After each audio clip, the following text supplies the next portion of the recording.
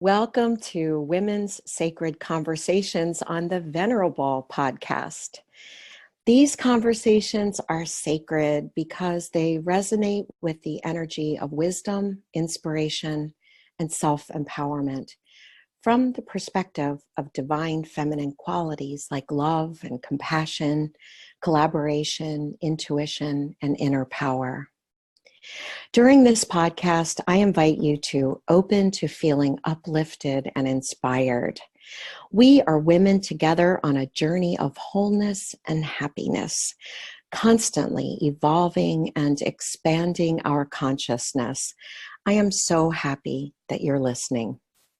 Our conversations go deep with women thought leaders focused on honoring and awakening the divine feminine in all people.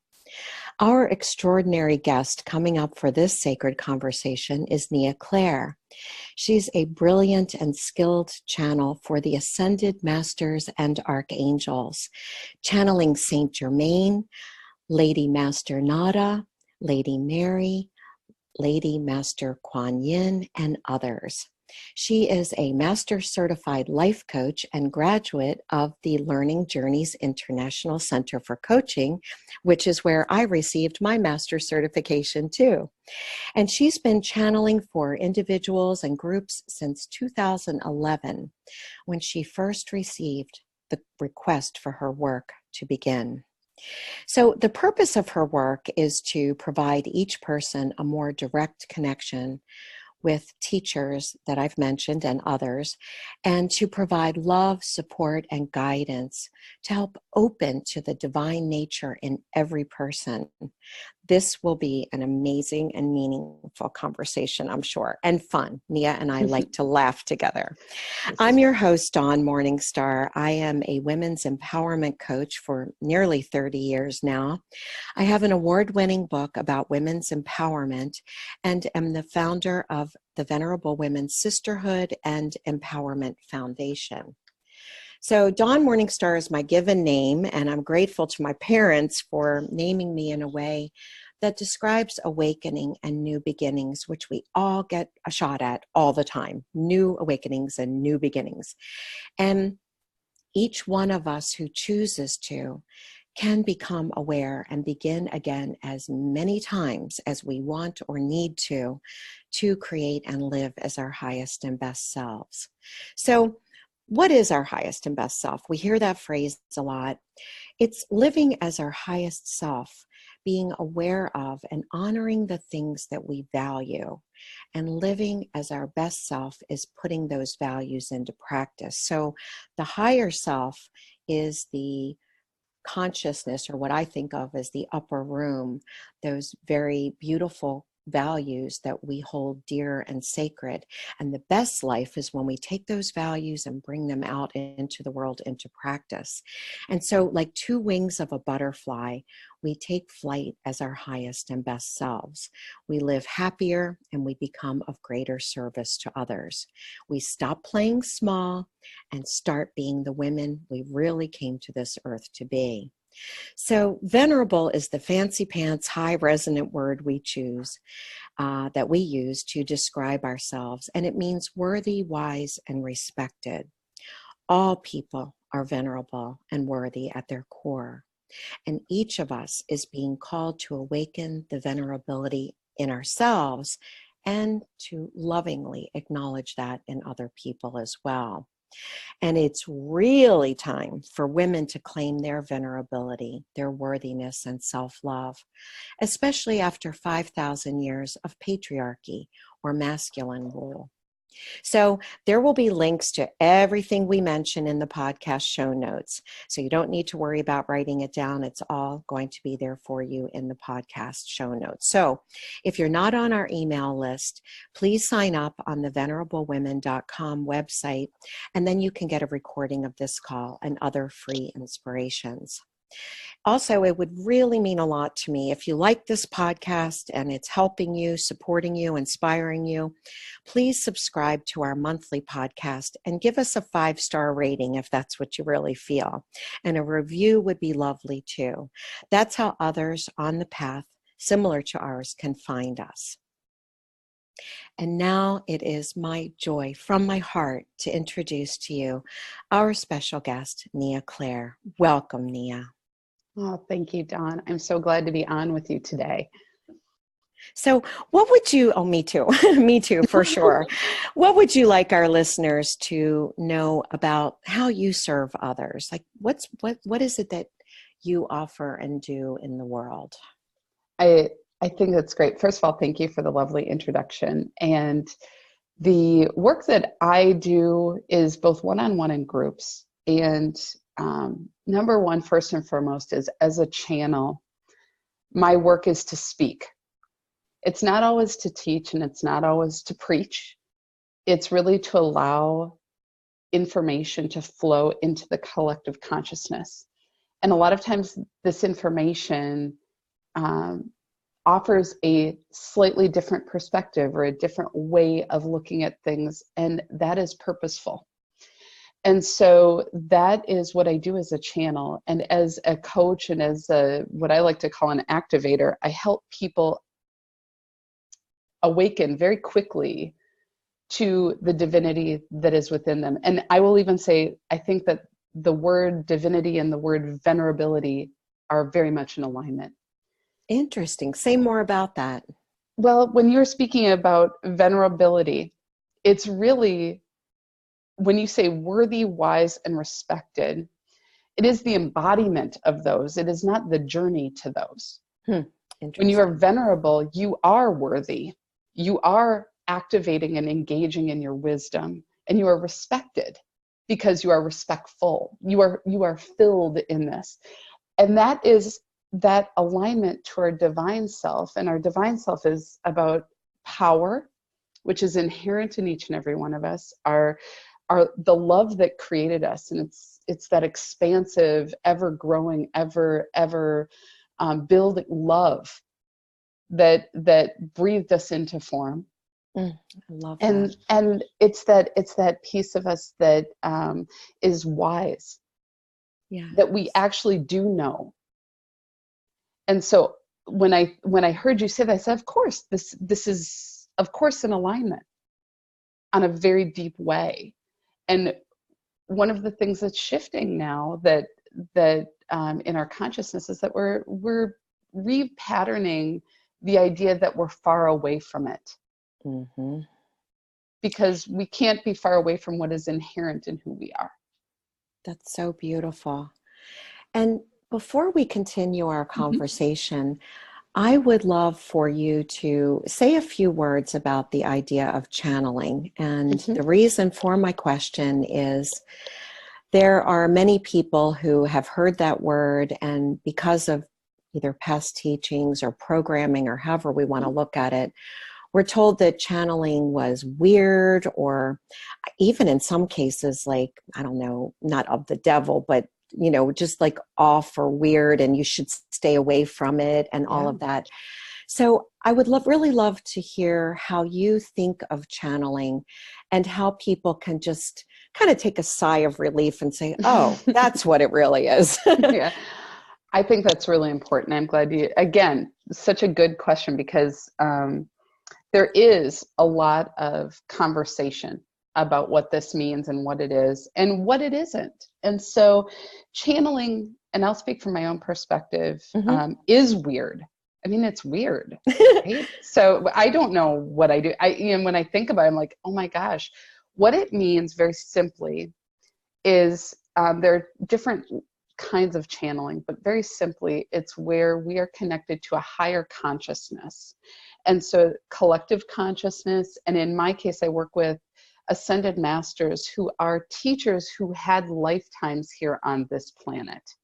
They have a connection to this planet, but they've ascended in their consciousness, and they're no longer needing to be in the karmic cycle that is our experience on planet Earth, in our human three-dimensional experience. So they've done their work, would you say? Through lifetime after lifetime, and kept evolving? Is that how we can think of it? Okay. Cool. Yes, that's a really good summary. And so they are teaching, and they're not teaching in a way that is, we are telling you the way. because that doesn't serve us. We have to learn and we have to evolve. The way that they got there may not work for all of us. But what they do is they invite us into a newer, more expanded understanding of who we are, which is that we are children of God, that we are divine. Beautiful. And so what I do is I allow these teachers to speak through my physical form. My consciousness leaves my body and they enter my body and speak through me. And what this does, why do they choose to do this and why do I allow it, is really, we in this third dimension, we really are dependent on our sight. Our sight really impacts our belief. Our senses impact our ability to believe. And so to see and feel and be in the presence of the energy that is speaking and talking and vibrating, there is something profound that happens versus just feeling it inside of our bodies, which we've been told don't pay attention to, especially as women. Yes. Don't pay attention to what you know in your bones, what you know in your gut. Disregard that. And so this is one of the ways these teachers have come in to help us awaken to a repatterning of where our attention is.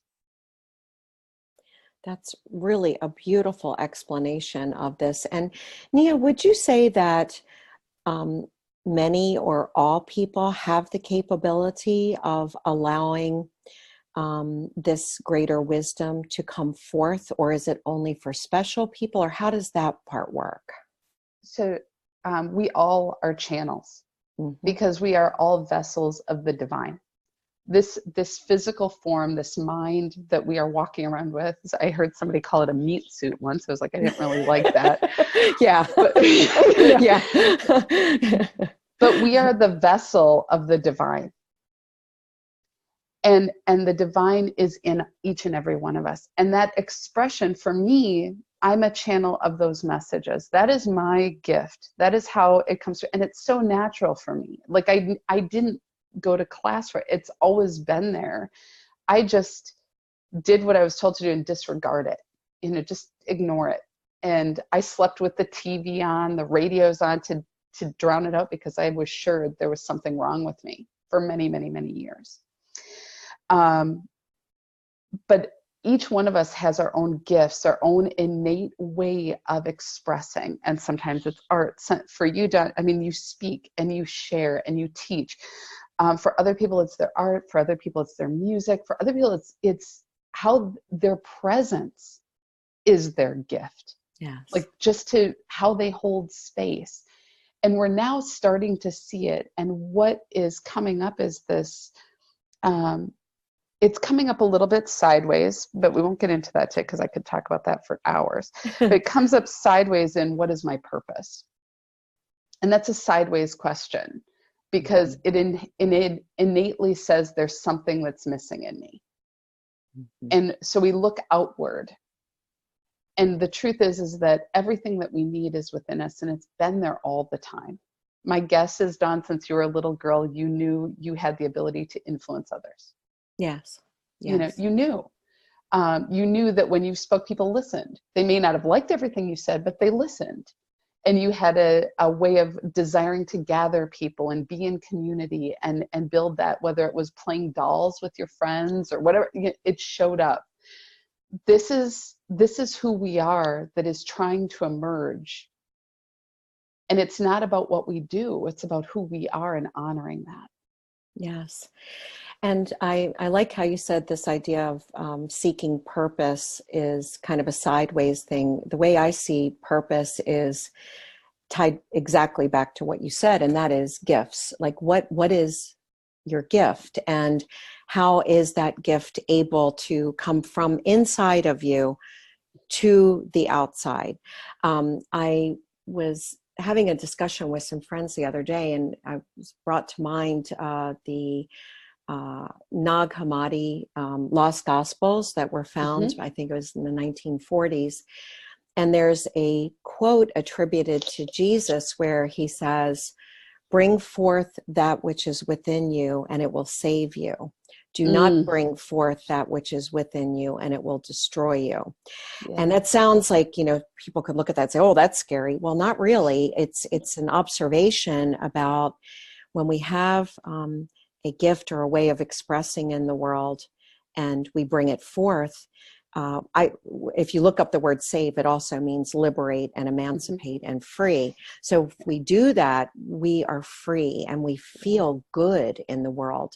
If we tamp it down, or like you were saying before, if you don't trust it, then it gets held inside. And I really believe that's a core of much unhappiness, depression, confusion, Anxiety. addiction, anxiety, and all of the things that are, not really beneficial to our experience here on earth. Yeah. And I also wanted to go back, you very early in the conversation mentioned the idea of power, this idea of this inner power. And I always like to make sure that our listeners understand what we are talking about when we say power. Because like many words, because of past programming, power can feel like an uncomfortable word because many people have had power over them, and that does not feel good. When we talk about power in Venerable Women, we always make sure that we are all understanding that word in the same way. And what we mean by it is power within and power with one another, not ever power over.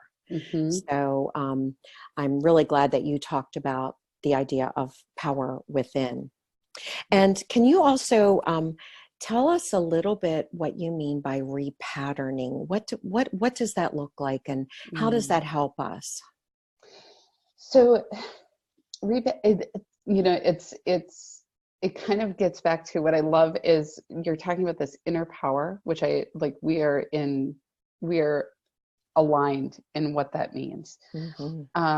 When we are repatterning, it means it comes from the moment of awareness. And we have become in our culture, I believe, in my experiences, that we're awareness junkies. Interesting. Where I get it, I see the light, I'm excited, and we think that the awareness in and of itself is going to do something. And the awareness doesn't do anything. What has to follow is action. And so, for example, as we think about like being aware that for me, let's say, power has meant up until today, I love that, up until today it has meant that to be powerful means to have power over people. But what I am going to do is I'm going to use a different word, or I'm going to use it in a different sentence. I am powerful in and of who I am and how I am with people. Yes. Right? So I am choosing in that moment, which is an action, from my moment of awareness, which is, oh, Dawn said, like, this is an inspiring moment. She said that it's not power over people, it's power with people. It's my inner knowing. It's all of this, and I have it.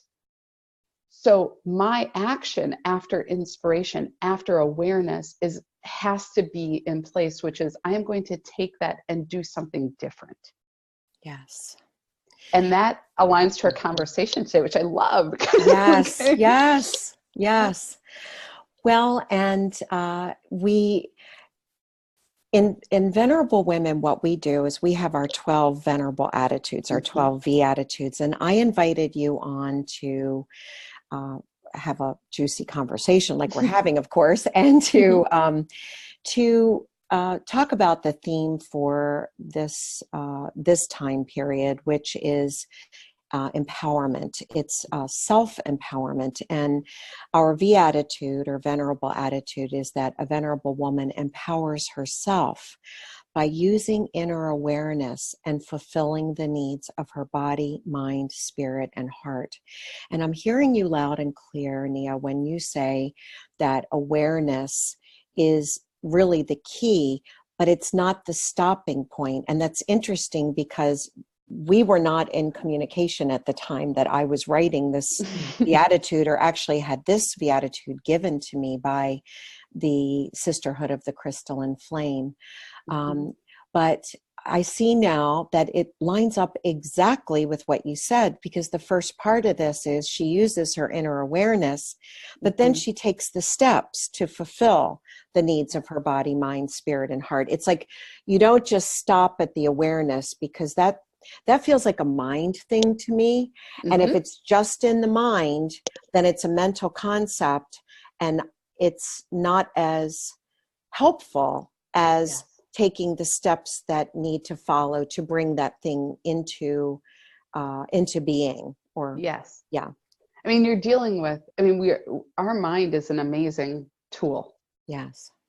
The problem is that it believes what it believes until it's given a new program. And the new program, the new approach requires tending. It requires making sure it's continually the application you're using. Like if you think about using your phone, you get a new app that's better than the one you used previously, but you still go to the old app. Right. Or I was talking the other day, it's like when, and I'm not an Apple person. I wish I was, but I'm not. So when I remember a few years ago when Microsoft completely changed their format, and they moved, I think it was Windows 10 was their new operating system. Now, up until that point, the whole operating system looked a certain way. You knew where your files were, you knew what the order was, and what they did is they got rid of files. And they blew everyone's mind. And everything was still there, but people kept looking for the files. That's our human nature, is to go backwards, to be looking backwards for our way. And when we are in this place of awareness, it's a forward action. It has to be a forward action. It has to be sometimes stepping into the unknown, and it's aligned with willingness. So when you are having that moment of empowerment, that you're, yes, here I am choosing my power. I'm choosing to use it. I'm choosing to acknowledge it. I'm choosing to just be in it. And as a result, this is how it's showing up in my body, mind, spirit, heart. So what difference can people expect when they begin to live in the way that you just described? What might they notice that's different than how they have been in the world? First of all, I will just tell you, it's a whole lot easier. Oh, good. And I think that's the part that it doesn't seem like it would be, because it's really a point. One of the things, I mean, how grateful are we that Brene Brown stepped into the arena, right? And brought language and depth of understanding to shame and vulnerability, and really reframing that. And think about where we were only, 8 years ago? With what we thought shame was, with what the word vulnerability had a very, very different meaning in our culture. As women, it had a very different meaning. And she came in and said, no, you don't understand. Vulnerability is not weakness. It's the source of strength. And we started to repattern. So that's an example of repatterning. Got it. Yes. And if I said to say vulnerability is weakness, I would be, if I posted that on Facebook today, I would get so many comments. Yeah, you would. But because 10 years ago, they would have been like, right? Like exactly. It's so interesting that we're talking about vulnerability, because in redoing my website, I was working with this extraordinary woman, Mecca Page, and she and I were just talking about vulnerability, because many times when women hear venerable women, they automatically say vulnerable women. Oh, wow. And it's and so it's really been part of my describing or sharing with women that vulnerability is definitely a step toward our venerability, because when we're vulnerable, then we are allowing ourselves to transform. We're like in that in-between stage, like you were saying before. Sometimes we're, kind of sitting with the question or going into the unknown. And instead of being fearful about that, we can welcome it and understand that is transformation really cannot occur without something changing, right? I mean, that's the whole nature of it. So to say, yeah, I'm feeling a little squishy or off kilt right now because I'm going from this thing to this other thing, this way of being to this new way of being. And that place in between is where the magic happens if we can understand and welcome it as part of the process. Yeah. And that, I think, right now is becoming, if we want to talk what's up for people over the last 12 months and onward, I mean forward, is that transformation is happening more rapidly. Yes. And that means vulnerability is amped up. Our like, it used to be like, oh, every 2 years I'd have a big, tremendous transformation, right? Maybe even every 5 years. And now it's like every 4 months. Yeah, sometimes every day, depending on what's going on. There are these, you're absolutely right. And this is attributed to the idea of what some people call the quickening. Yeah. And can you say a little bit about your perspective on that piece of like quickening? Yeah. That's such a good word.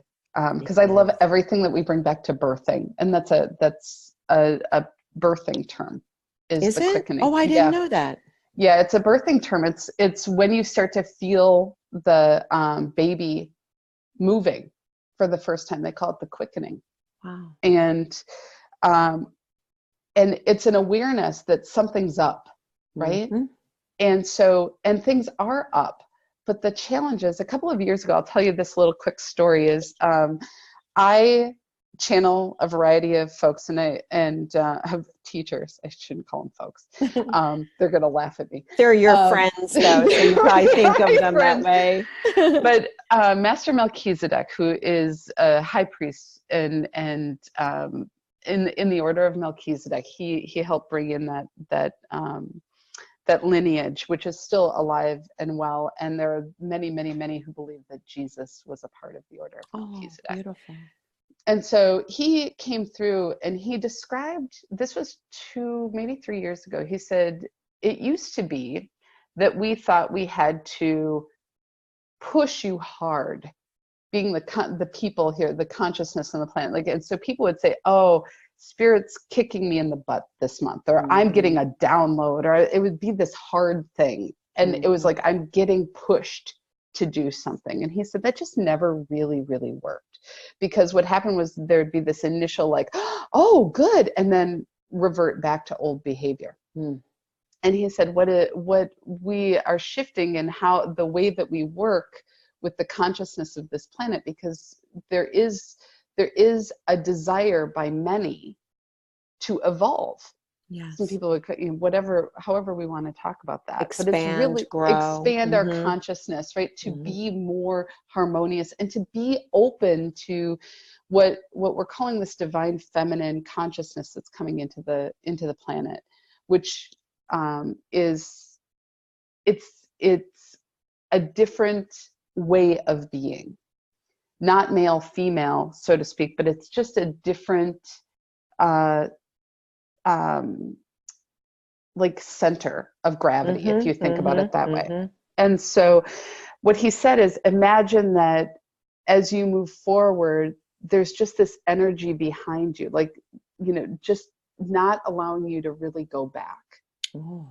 It's gentle, it's not pushing, but as you move forward, the ability to move backward, to revert, is getting lost, which is where so many people, like, what happens is as we're moving into this new consciousness, into this new way, we have new language, new technology, more expanded on what we currently understand. Our language is changing to be in better alignment with the consciousness that is coming in, that we are welcoming in.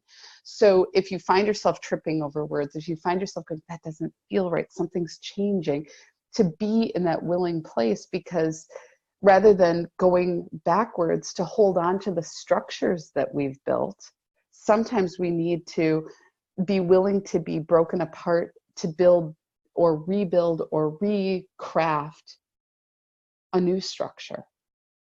Absolutely. Absolutely true. And I've been thinking of what you just said. I feel another aspect to that can be, instead of fighting against old systems or old ways we used to be, or making them wrong or bad, to accept them for what they were and to replace. That's been my, like, this big word for me, is to replace the old ways. Just replace them. We don't need to go back and judge them and, beat ourselves up or whatever, but just to say, I'm replacing that way of being with a new way that feels current. It feels blessed. It feels like it's guiding me in the direction of, like, my true highest self in this world. And I love the idea of these helpers, these other dimensional beings, these ascended masters, these, angels, saints, who are here to help us. And that they're, like you had said, behind us. I love that idea. They're not behind us to push us. They're behind us with their arm around us. Yes. And, this beautiful, gentle, like, we got your back. And that feels really good. And it feels very welcome. And I also really like the fact that you said that when we show up in the world in this way, when we embrace this way of being, that life becomes easier for us. We're not, constantly using the old ways of being. We are being more in the moment. We're listening to that inner guidance, which comes from the divine. What do they say? That intuition is the whisper of the divine. And how much are we listening, Yes. And so I do want to make sure that we talk a little bit more about personal empowerment. I feel like we've covered that a little. And even that phrase, personal empowerment, I think of, like, the wonderful YouTube videos that say there's a posture, put your arms in the air and have the victory sign and you'll feel empowered. And that's beautiful. And there are other ways that supplement that or work in tandem with that help people to feel empowered. And one I mentioned with Beatitude number 1, which is really using our inner awareness and fulfilling the needs of our body, mind, spirit, and heart. And then what I'm hearing you say is that personal empowerment also involves that very deep listening, that welcoming in of the guidance that we can achieve, and experience is probably a better word than achieve. And that in your work, what you do is it seems to me like what I've experienced of your work, which I love when I have been to the different groups that you have done your divine channeling work, is it really, I believe, opens a door that we maybe don't even realize has been closed. And once that door opens, we can see things and experience things about ourselves that we just maybe didn't even know they were there, or we didn't know the fullness of what could be. So anything that you'd like to share about your own journey to personal empowerment? Absolutely. And thank you for saying that. It's always nice. It's very hard sometimes to bear witness to ourselves, isn't it? Yes, it really, truly is. It's a delight to have that reflection. So thank you very much. You're welcome. I'm very honored. And, I was thinking about what would I share? And I was thinking back about the last 10 years and thinking about the woman that now seems like it seems like I'm watching a movie of someone that I vaguely remember, because my life used to be one of really being keyed in to what everyone else thought of me. Mm-hmm. And what they thought of me, or what I thought they thought of me, which was really more it, was always to the negative. Always there was something wrong with me. There was something wrong with it, and it was like a mental virus. You know, it was just constantly playing at me, and I was never enough. And I remember I had this person in my life who was like a coach, who said to me, she said, Nea, you know, you're like a leaf at the end of the branch that you flip around with every wind that comes by. And I remember it took me 2 years to really hear what she was saying. That I had no core. I didn't have roots. I wasn't the trunk of the tree. I was way out at the end of a branch, not really supported, at any minute feeling that I could be just ripped apart, ripped away. Whatever the wind was, whatever the comments were, the beliefs, the stories, whatever that was, it was flipping me around, and my emotions were all over the place. And I remember thinking, well, how do I become the trunk? How do I grow roots? And so it became this practice, because I couldn't imagine how to do it. That's how far out it was. And I think about it now, I'm like, I can totally see how to do this. Mm-hmm. But I couldn't then. And so I imagine like bringing the energy from the leaf in through the branch and into the trunk, and like being the trunk. I didn't even have roots. It was just the trunk. You know, just what does that feel like? Yes. And it was at the same time that I started my spiritual journey and my journey of becoming a coach, which I thought I'd just be able to, you know, tell people what to do. I thought that was the thing. Like, isn't that what coaching is, right? No. And I thought then I would feel powerful, mm-hmm. right? Then I would feel something more than me. I would have my title or whatever I was doing would somehow give me that power. My doingness would then elicit that power that I sought. And then what I realized is I started doing Reiki.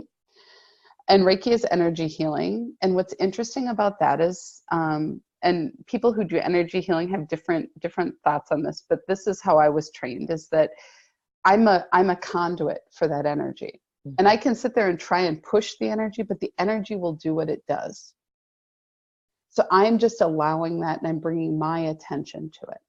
So I was realizing that in that moment, there was this moment of maybe I really don't matter except to just be this vessel. And then I started channeling. And channeling, when I first started, was like, well, I'm just here as a body. Like, they're using me, and cool, you know, I'm just the hole in the donut, you know? And then the same thing with coaching. When you get to coaching, it's really not about me. I'm just listening and reflecting. Yes. So there was this awareness that everything that I'm stepping into there was like a release of what I understood power to mean. And a coming to, am I willing to be this vessel? So it was a sacred sacrifice of self, the first of many. And after that willingness to let go of this idea of who I thought I had to be, it was the paradox of, in this surrender, there's power. And the power came through me, and it was an awareness of, oh, I actually matter in this. I'm not a hole in the donut.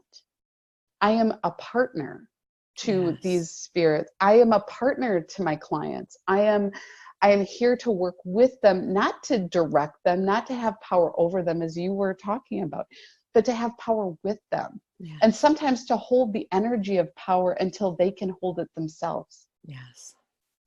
That to me is the nature of coming into that. And if you asked me when it happened, I couldn't tell you. Mm-hmm. But it was this continued willingness in action that as I was inspired, was I willing to do what was being asked of me? Was I willing to channel even though I felt vulnerable and terrified to do it and really weird? It took me 1.5 years to say yes. Was I willing to be a coach even though I was really sure I didn't know what I was doing? Yes. Right? And I kept doing it. I kept getting better and kept finding the way I wanted to coach. So, yeah, go ahead. No, you go ahead. So it sounds like it has been a true journey for you, Mm-hmm. and that you did the thing that all of us do to some degree, where you question and say, what? Or, what does this really look like? And what is my role in this? And what do I say yes to? And what do I let go of? And it sounds, and I know to be true, that you have landed in a place where you feel aligned in all ways. And that's what I believe gives people a great deal of comfort, is to see that alignment with the inner and outer self is a real thing. It's not like just something we talk about. And so on that note, what 3 tips do you have for those who are seeking personal empowerment in their own lives? Do you have any wisdom for us there? Yeah, it's so fun. I'm like, 3 tips. Oh God, and I'm going to tell you exactly what came up in order, because I trust that it came so clearly. And the first thing is to look within. Yes. To bring your attention within. And so sometimes when we say pray, or when we say, where are you seeking wisdom? Just notice where you're looking. Mm-hmm. Notice where your attention goes. Mine used to be going up to the heavens. When I'd meditate, I'd go up and out. And now I go within. And it's not that I never go up and out, but it's me, the whole of me, going up and out, not seeking outside of me. Does that make sense? It makes total sense. So look within, notice where your attention goes. And what's worked for you is not looking up, but looking within. Yes. Beautiful. And the second one is really develop a practice of connecting, which means not once a year, not once a month. It's really developing that practice of connecting. And what happens, and practice is a 4-letter word, right? People don't want to practice. They want to know, and the knowing should just do it. I'll read the book, I'll do the thing, I'll take the webinar. But when it comes to the practice, it's like, I don't have time in my day. And I'm guilty of it. So that's why I know. I draw clients like mad. It's hilarious. And I'm like, okay, do a practice. And I'm like, are you doing the practice yet? I am now, because it's truly life-changing. Because then that story of you don't know has nowhere to go. It has no place to grow roots. Your connection with yourself and with your divine knowing, with that inner wisdom, becomes the place that you go to first. Beautiful. So the second one then is to develop a practice of connecting and actually do it. Yes, right? And it's like, it doesn't have to be a big profound thing. It can be like 5 minutes.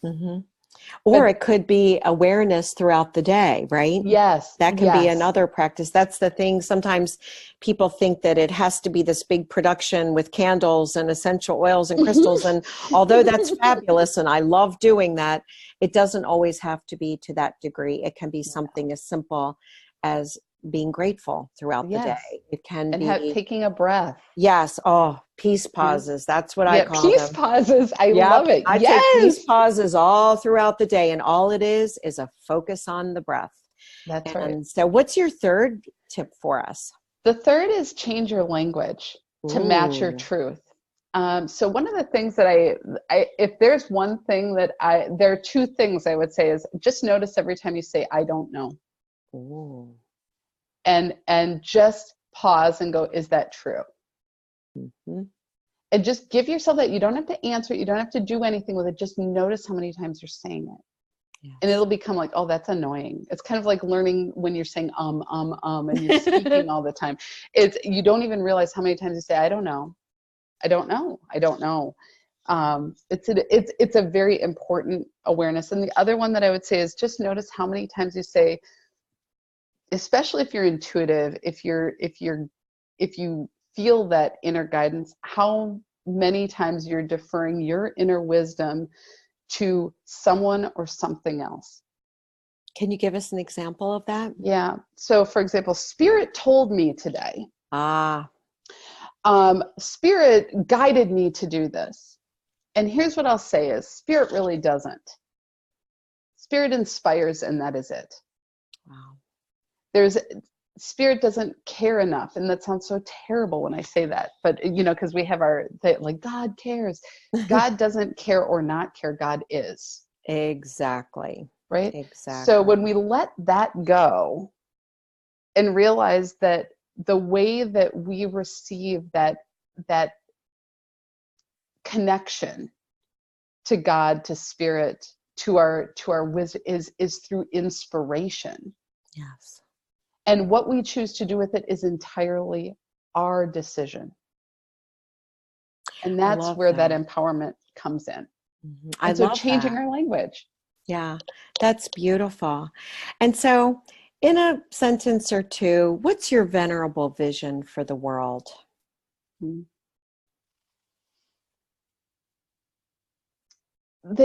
I would say the vision I hold is for every single person to know,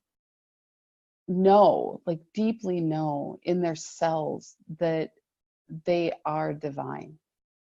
To feel that. So that every action, every thought, every word, every reaction is coming from that place of wholeness and abundance, infinite abundance. Those two words are synonymous. Yes. That we are limitless possibilities. So and if we can own that, things change. I envision a world where people are waking up to and being exactly what you just said. Let's all take a moment to feel what that world feels like. Just really breathe into that and feel what a world, and I believe it's the world we are co-creating right now, is like, with every person feeling that sense of being the eyes and ears and heart of the divine here on earth, and feeling and knowing they are supported and guided and loved. And Nea, I want to thank you so very much for this wisdom that you've shared with us. And I'm also very grateful that you have said yes to leading us in a meditation. So everyone, get yourselves into a nice, comfortable spot, position, whatever it may be for you. And go ahead and allow yourself to receive this beautiful way of being from Nea Clare. Allow yourself to take a deep breath in and exhale. Bring your full attention to your physical body. And with each breath in, breathing in love and kindness and wholeness. And as you exhale, just feel any stress or worry or doubt or anything that's not in alignment float away.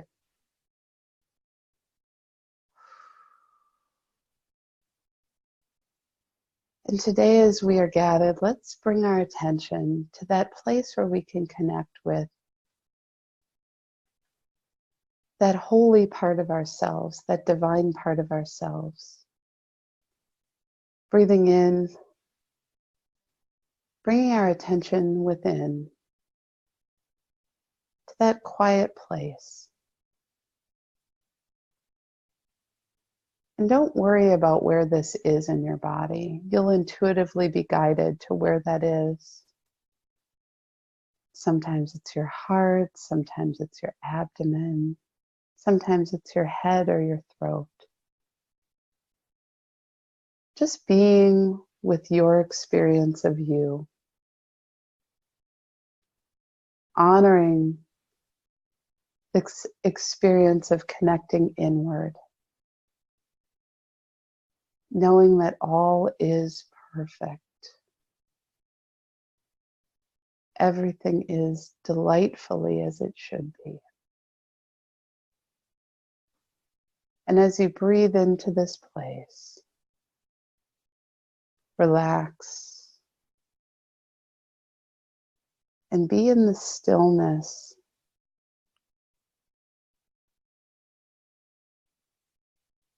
Allowing your consciousness to quiet.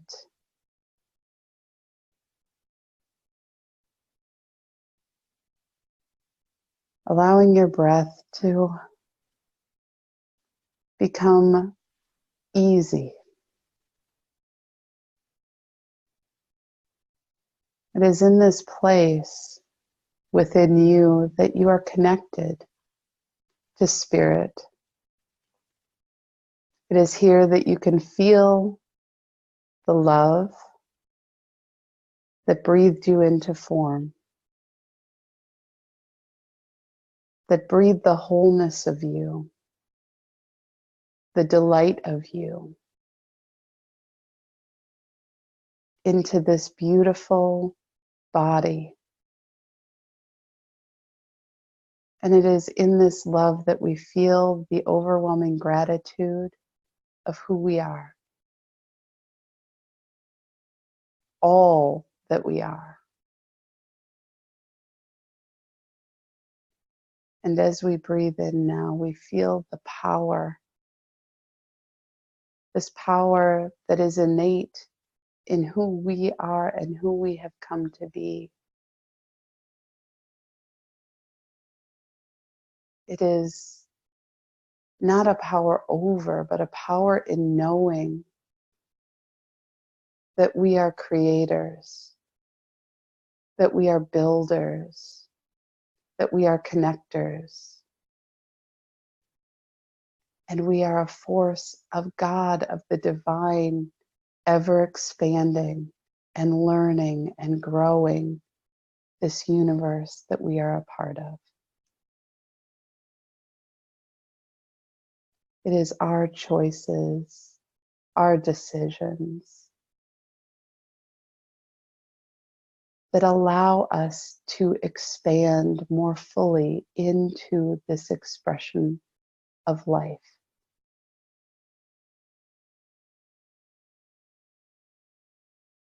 And now as we breathe in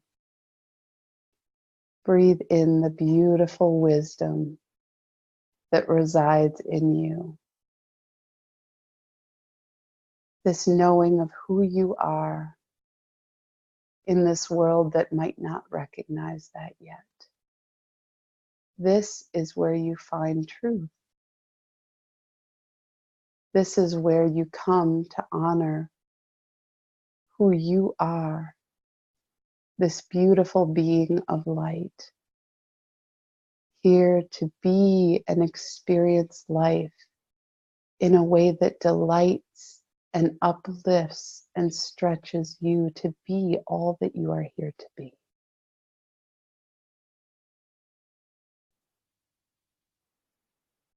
It is in this energetic vibration that you feel the wholeness of you. And it is always here within you. I encourage you to place your hand on your heart and allow a memory to be made of this feeling that you know who you are, this beautiful being, this fulfilled being, this knowing and wise being, always present, always available to you, no matter what is happening. And from now on, when you place your hand on your heart in this way, you will be reminded of this feeling, of this knowing. And it will bring this wisdom into your consciousness.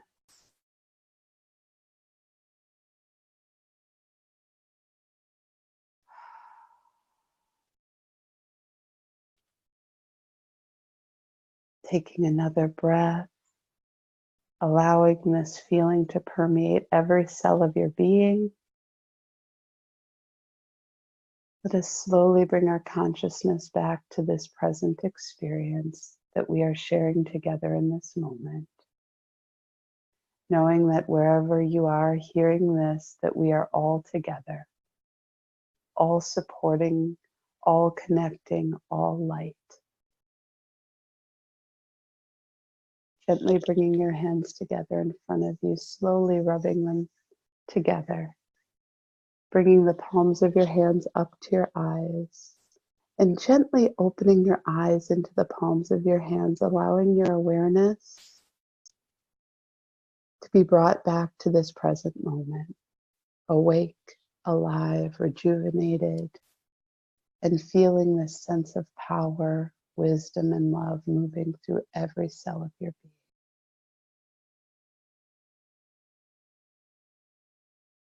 Wishing you many blessings this day, dear ones.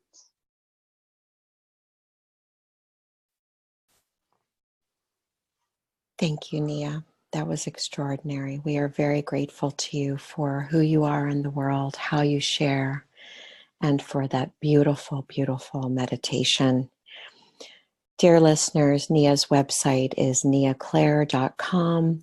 We'll have her 3 tips posted on our show notes and on our Venerable Women website. And Nea, thank you again. Thank you, Dawn. Thank you to our sponsors, the Venerable Women Organization and our Empowerment Foundation. You can learn more about Venerable Women by reading the book Venerable Women, Transform Ourselves, Transform the World. Or if you don't feel like reading, you can listen to it on audible.com. Venerable Attitudes, known as the V-Attitudes, are a foundation of inspiration. And you can learn much more about that on the Venerable Women website. I also want to tell you about the Venerable Women Empowerment Foundation, which supports at-risk women in transition to claim their worth and dignity and become part of the Dalai Lama's prediction that the world will be saved by the Western woman. It's all hands on deck to create the world that we want to live in, and our sisters are ready to go. We support the women by providing tools, teaching, and supportive community so that they can transform their lives into lives they love. And as I know many of us would agree, when women do better, so does everyone around them. If you have an idea for a woman you'd like me to interview or a topic to discuss, email me at dawn@venerablewomen.com and I'll follow up with you. In sisterhood, we trust our intuition, we make bold, inspired choices, and take action to bring our wisdom to life so that we manifest a kind and loving world together. We make sure our inner well is filled so we have plenty to share with those we love and care about, and even those that we don't even know. Thank you for transforming the world by transforming yourself. Keep the sacred conversations going and find sacred sisterhood. And please feel free to share this podcast with others who may benefit too. Blessings, dear sisters. And we look forward to inspiring together on our next podcast.